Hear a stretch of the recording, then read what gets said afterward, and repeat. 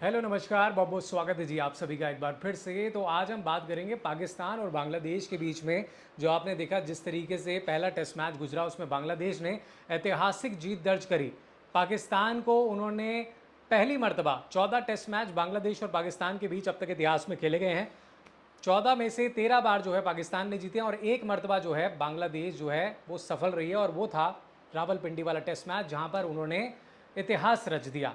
इस जीत के कई मायने हैं बांग्लादेश टीम के, लेकिन इससे पहले हम बात करेंगे पाकिस्तान के बारे में, क्योंकि पाकिस्तान एक ऐसी टीम है जो अक्सर बड़े बड़े दावे करती है, लेकिन जब परफॉर्मेंस की बात आती है तो वो अक्सर कहीं ना कहीं उसमें डिफॉल्ट कर देती है। आप सोचिए बांग्लादेश जैसी टीम के आगे इनकी परफॉर्मेंस इस तरीके से, और फिर ये बात करते हैं WTC फाइनल खेलने का।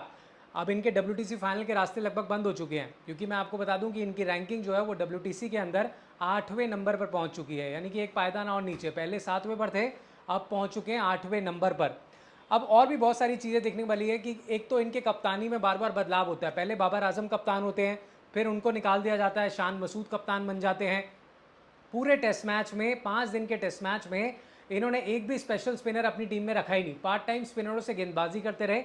वहीं बांग्लादेश टीम के जो स्पिनर्स थे उन्होंने कमाल की गेंदबाजी की, और 5वें दिन आप देखिए पाकिस्तान को ऑल आउट किया और साथ में 30 रन का लक्ष्य था उसको आसानी से हासिल कर लिया। अब अगर हम आंकड़ों की बात करें तो आप मैं बता दूं कि 3 साल से घर में जीत नहीं सका है पाकिस्तान, यानी कि अपने घर में ही जो है पाकिस्तान को 3 सालों से टेस्ट मैच में जीत नहीं मिली है। यानी कि अगर आप ओवरऑल देखें तो आई थिंक, मुझे तो नहीं लगता कि ये पाकिस्तान टेस्ट टीम के लिए तैयार है, टेस्ट क्रिकेट के लिए तैयार है। इनको थोड़ा सा ब्रेक लेना चाहिए अपने टेस्ट क्रिकेट से, और इनके खिलाड़ियों को सोचना चाहिए, थोड़ा वक्त लेना चाहिए कि आखिर ये करना क्या चाह रहे हैं। क्योंकि WTC फाइनल में तो पहुंचना बहुत दूर की बात है, आप 2025 छोड़िए, इस तरीके से खेल करके आप 2030 तक नहीं पहुंच पाओगे। आप देखिए शुरुआत कहां से होती है। इनकी टीम जो है पहले बल्लेबाजी करती है, 448 रन बोर्ड पर लगाती है और 6 विकेट गिरते हैं, और वहां पर कप्तान साहब जो है इनिंग्स को डिक्लेयर कर देते हैं। अब उनका जो पोस्ट मैच स्टेटमेंट आया वो मैं आपको बताता हूं। वो ये कहते हैं कि हम ये सोच रहे थे कि वेदर कंडीशंस ऐसी हैं यहाँ पर कि बारिश कभी भी हो सकती थी, और हमने सोचा हमारे पास 3 फास्ट गेंदबाज हैं तो हमारे तेज गेंदबाज तो इनका विकेट निकाल ही लेंगे, और अगर बारिश वारिश आ गई तो मैच 5 दिन तक जाएगा ही नहीं, तो क्यों ना हम पहले डिक्लेयर कर दें और बांग्लादेश को हम ऑल आउट कर देंगे। इनका ये विचार था। अब होता यह है कि 448 में आपने गलती कहां करी, आपको डिक्लेयर नहीं करना चाहिए था। मोहम्मद रिजवान नॉट आउट थे 171 पर, उनका पहले तो डबल सेंचुरी आपने रोक लिया। दूसरा, वो 200 रन बना सकते थे, और साथ में आपकी जो बढ़त 448 की थी उसको 600 तक पहुंचा सकते थे। खुद स्टेटमेंट दिया है ये खुद मानना है कप्तान मसूद का कि अगर वहां पर हम थोड़ी देर और 1 डेढ़ घंटा 2 घंटे खिला लेते तो 600 रन के पास हम पहुंच जाते, और ये मैच जो है ड्रॉ होता है, ये हारते नहीं हम। ये कप्तान साहब का पोस्ट मैच के द्वारा कहना है। इसके अलावा अगर आप बल्लेबाजी उठाकर देखें तो एक बार फिर, हम गेंदबाजी का तो हमेशा बोलते हैं कि पाकिस्तान की गेंदबाजी तगड़ी है तगड़ी है, आप कहां गई पाकिस्तान की गेंदबाजी? ना तो उनके शाहिनशाह अफरीदी कुछ कर पाए और ना ही उनके बाकी गेंदबाज कुछ कर पाए। स्पिनर ऑलरेडी है नहीं, क्योंकि ये विकेट टर्न कर रहा था, यहाँ पर स्पिनर्स ने कमाल दिखाया है, और आपके बल्लेबाज तो कुछ कर ही नहीं पाए। बाबर आजम, आप बाबर आजम को किंग बाबर आजम कहना बंद कर दीजिए, क्योंकि वो बड़ी टीमों के आगे परफॉर्मेंस देते ही नहीं है, और बांग्लादेश तो बड़ी टीम भी नहीं है। बांग्लादेश तो आप लगातार बांग्लादेश से जीतते आए हो, फिर आप कैसे अपने घर पर बांग्लादेश से हार गए? और बाबर आजम जो जिम्बाब्वे के खिलाफ रन्स बना करके अपने इंडिविजुअल स्कोर बढ़ाते हैं, उन्होंने टीम के लिए क्या किया है? आप देखिए पाकिस्तान टीम आज टेस्ट रैंकिंग्स में कहां से कहां पहुंच गई।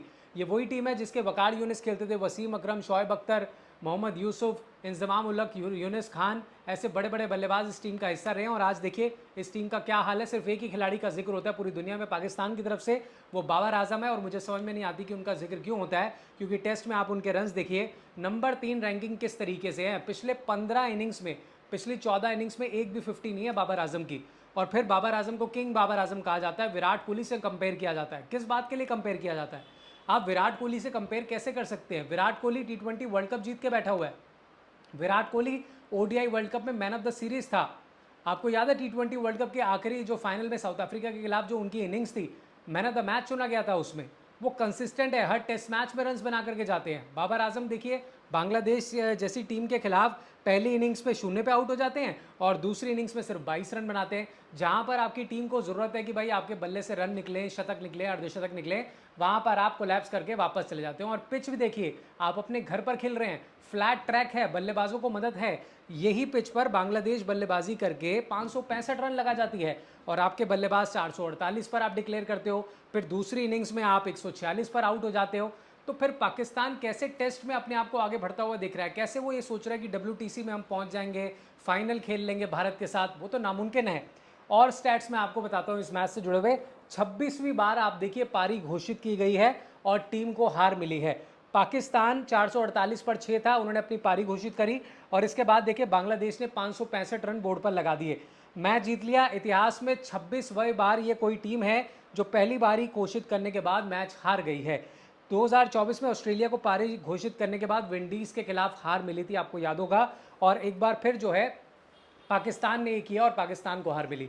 अब मैं आपको बता दूं, घर पर पाकिस्तान फरवरी 2021 के बाद से एक भी टेस्ट मैच नहीं जीता है और दक्षिण अफ्रीका को उसने तब हराया था 2021 में, उसके बाद से सूखा पड़ा है टेस्ट मैच में।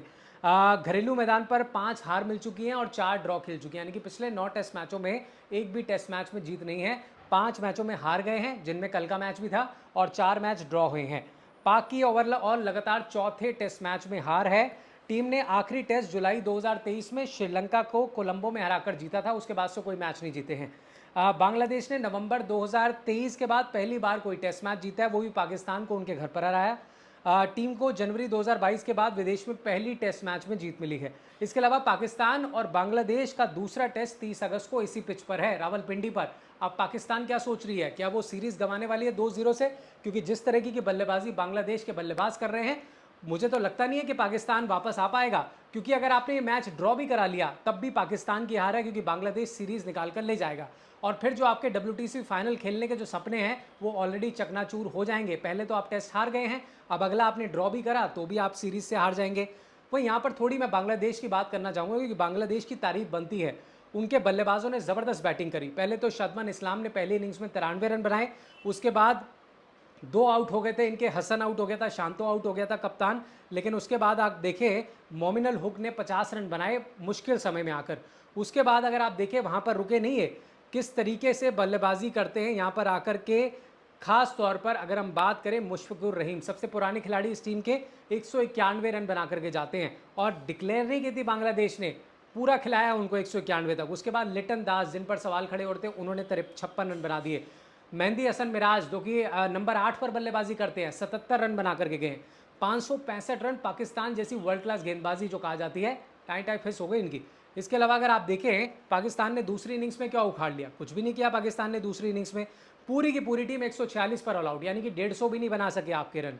अब्दुल्ला शफीक शुरुआत में ली आउट, उसके बाद सैम आयूब आउट, मसूद कप्तान साहब आउट, बाबर आजम 22 पर आउट, शाहू शकील पिछले मैच इनिंग्स में अच्छा खेला 0 पर आउट, शाहीन शाह अफरीदी 2 पर आउट, नसीम शाह 3 पर आउट। कोई भी बल्लेबाज, सिर्फ एक बल्लेबाज इनका चला है और वो है रिजवान, दोनों इनिंग्स में 51 रन इन्होंने बनाए। इसके अलावा अगर आप देखें 30 रन, मात्र 30 रन 50 ओवर में चाहिए थे। फिर बल्लेबाजी के लिए दोनों आते हैं, हसन और इस्लाम, और देखिए इन्होंने क्या किया, 30 रन बना दिए और मुकाबला अपने नाम कर लिया और पहला टेस्ट मैच जीत लिया, ऐतिहासिक जीत। तो यानी कि कहने का मतलब ये है 10 विकेटों से पाकिस्तान को उन्होंने घर पर हराया है और इससे ज़्यादा फजीयत, इससे ज़्यादा बेइज्जती नहीं हो सकती। पाकिस्तानी फैंस भी मान गए कि भाई उनकी टीम टेस्ट में कमज़ोर है और वो सपने देखना बंद कर दे बड़े बड़े। ज़रूरत है उनको अपने बेसिक स्ट्रक्चर पर काम करने के लिए। उनको पहले ये सोचना होगा किस खिलाड़ी को टेस्ट टीम में लेना है, किसको नहीं लेना। एक पक्का स्पिन गेंदबाज अपनी टीम में रखिए, भले ही फ्लैट ट्रैक हो, भले ही तेज़ गेंदबाजों को मदद हो, लेकिन आपका एक प्रोफेशनल स्पिनर गेंदबाज टीम में होना बहुत ज़रूरी है। बांग्लादेश ने 2-2 स्पिनर खिला दिया। आप देखिए आप मेहंदी हसन मिराज 4 विकेटें लेकर के गए और साथ में अगर आप देखिए जो उनके सबसे सीनियर खिलाड़ी हैं, उन्होंने देखिए शाकिब अल हसन 3 विकेटें लेकर गए। तो मैच ऐसे खिलाया जाता है, ऐसे परफॉर्मेंस होता है। भले ही शाकिब ने बल्ले से रन नहीं बनाए हो, गेंदबाजी में 3 विकेटें लेकर के गए और पाकिस्तान को वाइट वॉश 10 विकेटों से हरा दिया। और ये सबसे बड़ी जीत है बांग्लादेश के लिहाज से और इनके इतिहास में सबसे बड़ी जीत ये कही जा सकती है। और पाकिस्तान पर एक ऐसा दाग लग गया है जिसको मिटाने में उनको अब सदियां लग जाएगी। और अब ये देखना होगा कि दूसरे टेस्ट मैच में ये टीम क्या कारनामा करती है, क्योंकि एक और हार या एक और ड्रॉ बांग्लादेश सीरीज जीत जाएगा और ये ऐतिहासिक पन्नों पर ऑलरेडी लिखा जा चुका है। और सीरीज जीत गए तो आप सोचिए और कितनी फजीयत पाकिस्तान की होनी बाकी है। फिलहाल इस अपडेट पे इतना ही। मैंने तमाम वो मुद्दे उठाए जिसकी वजह से कप्तान पोस्ट मैच में बोलते नजर आते हैं कि भाई हमसे गलती हो गई, हमें थोड़ी और बल्लेबाजी कर लेनी चाहिए थी, हमने स्पिनर्स को अच्छा नहीं खेला। ये तमाम चीज़ें जो हैं आपको पहले से पता थी, आपके पास प्लान बी था ही नहीं। अजहर महमूद भी यही गिनाते नजर आ रहे हैं कि हमने चौथे दिन के अंत में थोड़ी ज़्यादा लूज़ गेंदबाजी कर दी, हमने हमारे तेज़ गेंदबाजों को इंजरी ना हो जाए इसलिए हम उस पर भी ध्यान दे रहे थे। ऐसे नहीं चलता, आप ऐसे टेस्ट मैच नहीं जीत सकते हो। और एटलीस्ट आप अपने पाकिस्तानी फैंस के बारे में सोचिए जो इतनी उम्मीदों के साथ आपका मैच देखते हैं। आप तो घर पर हार गए, आप चैंपियंस ट्रॉफी आप होस्ट करने की बात करते हो, आपके स्टेडियम आधे तैयार नहीं है, आपकी टीम ऑलरेडी हार रही है, आप कैसे चैंपियंस ट्रॉफी के सपने देख रहे हैं या WTC खेलने के सपने देख रहे हैं? पाकिस्तान बहुत दूर नज़र आता है। इस पर आपकी क्या राय है कमेंट बॉक्स में मुझे ज़रूर बताइएगा। अगर ये वीडियो पसंद आई तो लाइक कीजिएगा, चैनल को सब्सक्राइब जरूर कीजिएगा। इसी तरह की एनालिसिस और वीडियोज़ लेकर के मैं आगे भी आपके साथ जुड़ता रहूँगा। बहुत बहुत शुक्रिया मेरे साथ जुड़ने के लिए।